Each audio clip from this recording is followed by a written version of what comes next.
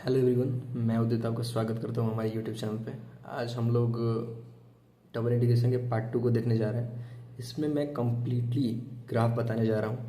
आज मैं ग्राफ का बेसिक से लेकर एडवांस तक बताऊँगा। मैं इतना बता दूंगा कि आपको बाउंडेड रीजन ड्रॉ करने में कोई भी दिक्कत नहीं आएगी, आपको पहचानने में दिक्कत नहीं आएगी।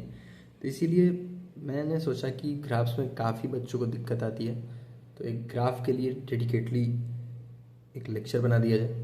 तो चलिए स्टार्ट करते हैं इस अमेजिंग सेशन को। Let's get started. तो गाइज, हमारा आज का जो गोल है वो क्या है? वो है basics of graph and plotting of bounded reason, ये सब देखेंगे आज हम लोग। चलिए स्टार्ट करते हैं ग्राफ्स। तो गाइज, ये ग्राफ्स है, कुछ बेसिक ग्राफ लेकर आया हूँ मैं, जिसमें हम लोग पढ़ेंगे कि ये सब ग्राफ कैसे प्लॉट होते हैं, और कुछ ग्राफ्स बताऊंगा जिससे आपको याद रखना है। अगर वो आपने याद कर लिया तो कोई दिक्कत नहीं आएगी। तो जिसमें पहला कौन सा है? पहला है y इक्वल टू एक्स। अगर y equal to x graph कहीं पे दिखे तो वो ग्राफ कैसा होगा? वो ग्राफ आपका होगा, अगर ये x है और ये y है, तो ये आपका क्या हो गया? y equal to x line. y equal to x का ग्राफ क्या हो गया? ये। ठीक है।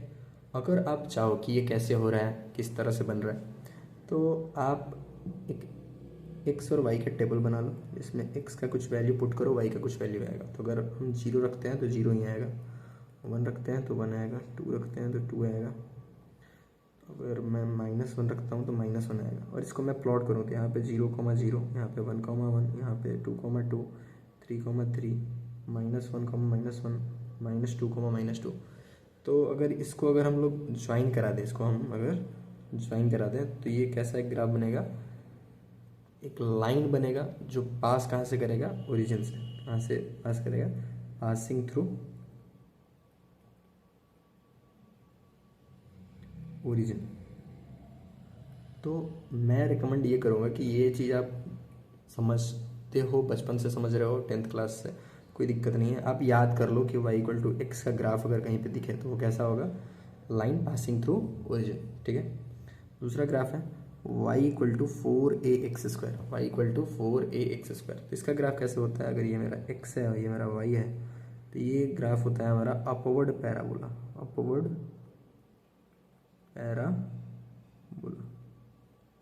ठीक है, ये होता है अपवर्ड पैराबोला। अब ध्यान देने वाली बात क्या है कि यहाँ पे y का पावर 1 है और x का पावर 2 है, y का पावर 1, x का पावर 2, और बगल में कोई पॉजिटिव इंटीजर है, 1 2 3 4 कुछ भी हो सकता है। ठीक है। अगर ऐसा होता है तो हमारा ग्राफ कैसा होगा? Upward parabola. कैसा होगा? Upward parabola. तो ये ध्यान रखना है आपको। अगर ये मैं देखूँ अब तीसरा graph, x equal to 4ay², तो इसका ग्राफ कैसे होगा? राइटवर्ड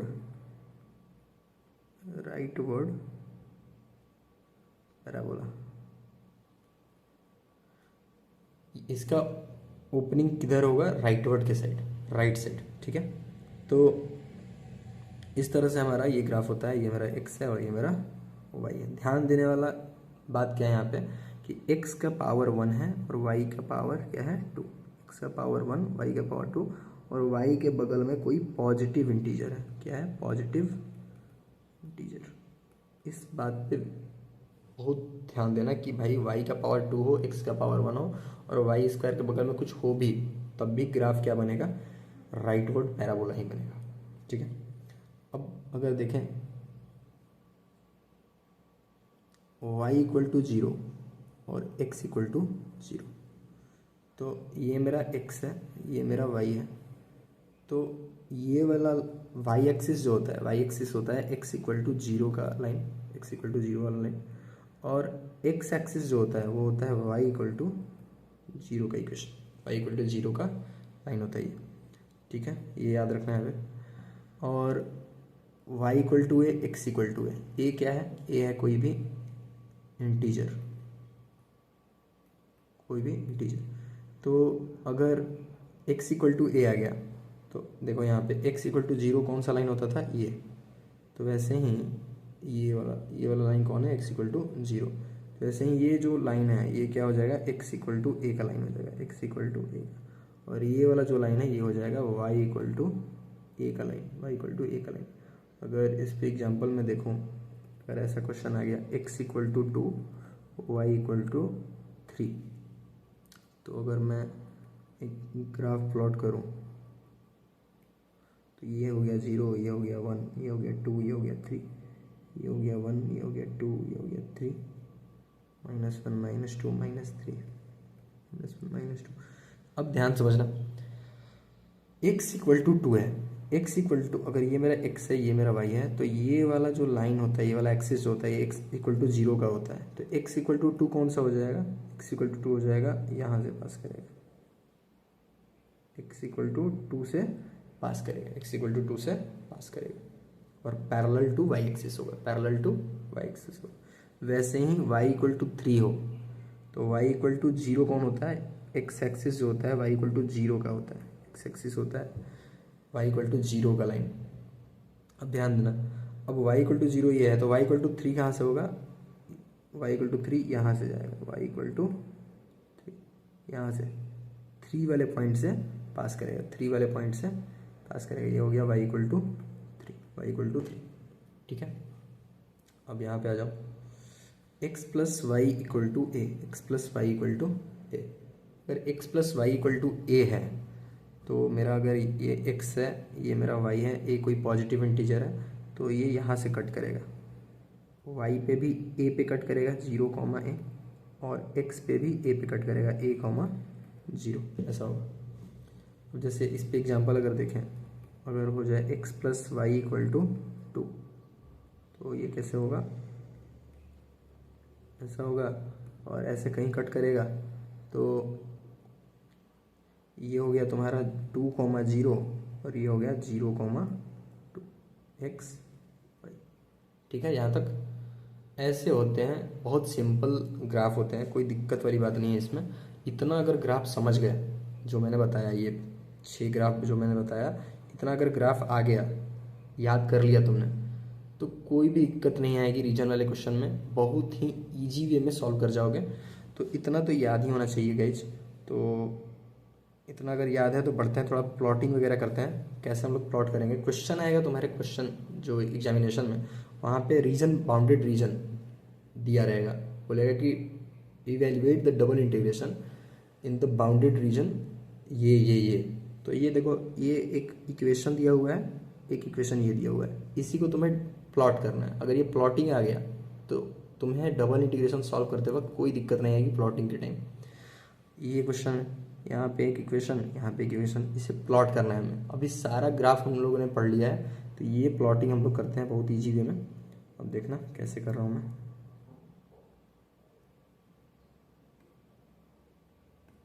अब ध्यान समझना किस तरह से ये सब होगा। तो फर्स्ट जो है हमारा y इक्वल टू, फर्स्ट क्या है, y equal to x square और x plus y equal to 2, y equal to x square और x plus y equal to 2। तो एक तो फ्री में ही मिल गया मुझे, x plus y equal to 2 कौन सा फॉर्म का दिख रहा है, तो इसका फॉर्म दिख रहा है मुझे x plus y equal to a वाला फॉर्म है ये, x plus y equal to a. तो ये हो गया जो a मैंने यहाँ पे लिखा था, a जो मैंने यहाँ पे लिखा था, तो इसको हटा के मैं यहाँ पे केवल 2 कर दूँ, तो ये हो गया तुम्हारा a का वैल्यू 2, और यहाँ पे a का वैल्यू कितना हो गया 2। तो ये कहाँ से पास करेगा, 0,2 से और 2,0 से, इन दो एक्सिस पे 0,2 और 2,0 पे कट करेगा। तो ये ग्राफ हम लोग पढ़ चुके थे, तो इसीलिए बहुत आसानी से ये बन गया, कोई दिक्कत वाली बात नहीं है। y equal to x square, y equal to x square कैसा ग्राफ है, यहाँ पे अगर हम लोग देखें तो हमने अभी पढ़ा कि y पे पावर 1 हो और x पे पावर 2 हो, बगल में पॉजिटिव इंटीजर हो, तो वैसा क्वेश्चन बहुत आसान होता है, ऐसा क्वेश्चन बहुत आसान होता है। क्या होता है वैसे ग्राफ का आंसर क्या होता है, अपवर्ड पैराबोला, अपवर्ड पैराबोला। तो यहाँ पे अगर ध्यान से देखें तो y का पावर 1 है और x का पावर 2 है, बगल में क्या है, एक पॉजिटिव इंटीजर है 1। तो इसका अगर हम लोग ग्राफ प्लॉट करें तो कैसा ग्राफ हो जाएगा, इसका ग्राफ कुछ ऐसा हो जाएगा।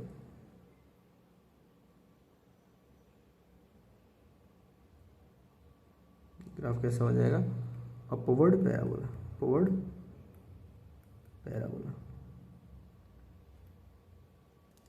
अपवर्ड पैराबोला, ठीक है। अब यहाँ पे देखें अगर ये वाला second, plot y equal to 2x और y equal to x square, y equal to 2x और y equal to x square, ऐसा अगर हम लोग देखें तो गाइस दिख रहा होगा कि यहाँ पे जो सेकंड वाला है, अभी हम लोग इसी को प्लॉट किए हैं, y equal to x square, y पे पावर 1 और x पे पावर 2, x पे पावर 2। तो फिर से करते हैं,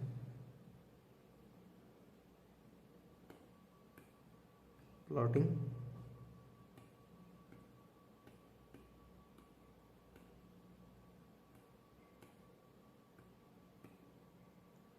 ठीक है।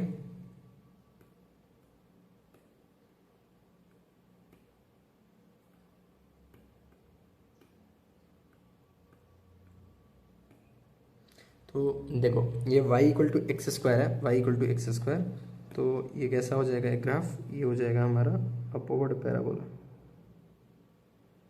कैसा पैराबोला हो जाएगा, अपवर्ड पैराबोला, अपवर्ड पैराबोला।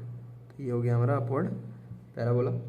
और y equal to 2x, y equal to 2x का मतलब क्या है, y पे पावर 1 और x पे पावर 1, तो दोनों पे पावर 1 होता है तो क्या होता है हमारा, पासिंग थ्रू ओरिजिन। दोनों पे पावर 1 होता है तो पासिंग थ्रू क्या होता है, ओरिजिन होता है।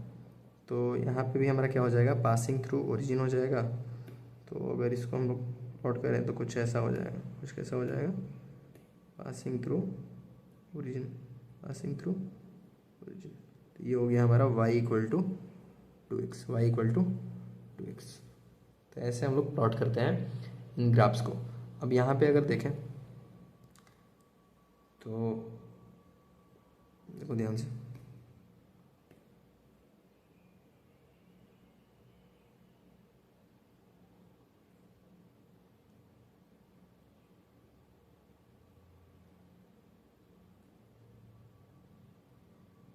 तो ये हमारा एक्सिस हो गया x और ये हो गया हमारा y। तो एक है मेरा x इक्वल टू 0 और एक है y इक्वल टू 0।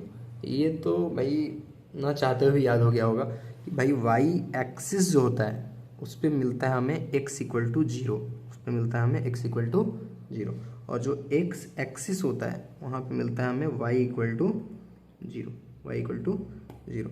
तो इन दोनों का काम हो गया हमारा, इन दोनों का काम हो गया। अब दो बचा है, इसमें से ये भी भाई बहुत इजी लगता है मुझे, x equal to i, x equal to i, दोनों पे पावर 1, तो कहाँ से पास होगा, passing through origin, passing through origin.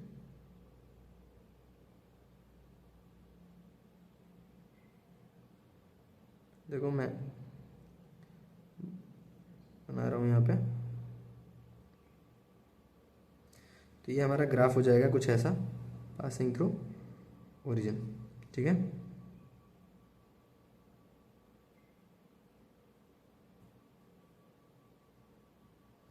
तो ऐसा ग्राफ होगा एक, ये हो गया मेरा y इक्वल टू एक्स और ये हो गया मेरा x इक्वल टू 0 और ये हो गया मेरा y इक्वल टू 0। ये कहाँ से पास कर रहा है, ये पास कर रहा है फ्रॉम ओरिजिन,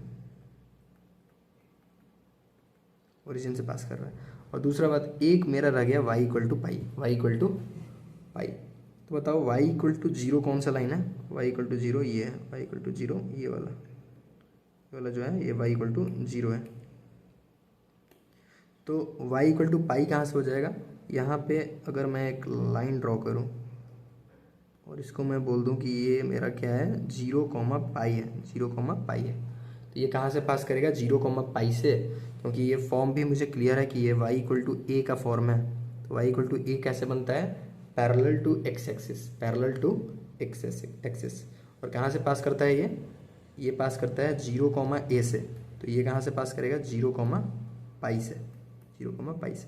तो यहाँ से पास किया, ये हो गया आपका y equal to pi, y equal to pi. Clear है यहाँ तक। तो ऐसे हम लोग प्लॉटिंग करते हैं। अब एक और करते हैं, तो यहाँ पे मैं देखूँगा अगर एक तो ऐसा हो जाएगा एक्सेस और एक मेरा ऐसा हो जाएगा एक्सेस, तो ये हो गया मेरा एक्स एक्सिस और वाई एक्सिस, एक्स वाई। एक क्लियर दिख रहा है x square equal to y, x square equal to y. तो काफ़ी लोग मतलब ये क्लियर दिख रहा है कि एक्स पे पावर 2 है और वाई पे पावर 1 है, एक्स पे पावर 2 है और वाई पे पावर 1 है। तो क्लियर दिख रहा है एक्स पे पावर 2, एक्स पे पावर 2, एक्स पे पावर 2, वाई पे पावर 1 कैसा होता है अपवर्ड पैराबोला। और वही उल्टा हो जाए, अगर एक्स पे पावर 1 हो जाए और वाई पे पावर 2 हो जाए तब क्या हो जाता है राइटवर्ड पैराबोला, राइटवर्ड पैराबोला। तो वैसे ही यहाँ पे अगर देखें एक्स स्क्वायर वाई, तो ये तो क्या हो जाएगा अपवर्ड पैराबोला हो जाएगा। कैसा पैराबोला होगा? Upward parabola. और ये जो है उसी का उल्टा है वाई पे, x square equal to y y, ये तो सेम सेम है, इसको थोड़ा चेंज कर देते हैं। ये है x equal to y square, x equal to y square. अगर ऐसा हो तो क्या होगा? राइटवर्ड पैराबोला हो जाए। कैसा पैराबोला होगा? Rightward parabola. तो ये हो गया आपका राइटवर्ड पैराबोला। तो ये हो गया आपका y square equal to x, और ये वाला हो गया आपका x square equal to y, और एक्स इक्वल टू जीरो एक है, तो x equal to zero x पे तो होगा नहीं, वाई पे ही होगा। तो ये हो गया आपका x equal to zero. Clear है यहाँ तक? तो इस तरह से हमारा प्लॉटिंग ऑफ ग्राफ्स होता है। किस तरह से हमने पूरा ग्राफ समझा और प्लॉट करके भी देखा। आप भी प्लॉट करके देखो, फिर से ट्राई करो, अगर नहीं समझ फिर से वीडियो देखो। और नेक्स्ट सेशन में हम लोग क्या क्या कवर करेंगे? नेक्स्ट सेशन में हम लोग कवर करेंगे क्वेश्चंस। कैसे क्वेश्चंस? बाउंडेड रीजन वाले, बाउंडेड रीजन वाले क्वेश्चन। स्ट्रिप के बारे में जानेंगे, स्ट्रिप क्या होता है, कैसे हम लोग काम करते हैं स्ट्रिप पे, हॉरिजॉन्टल स्ट्रिप, वर्टिकल स्ट्रिप, सब कुछ देखेंगे। और उसके बाद एक और सेशन लूँगा जिसमें मैं पढ़ाऊँगा चेंज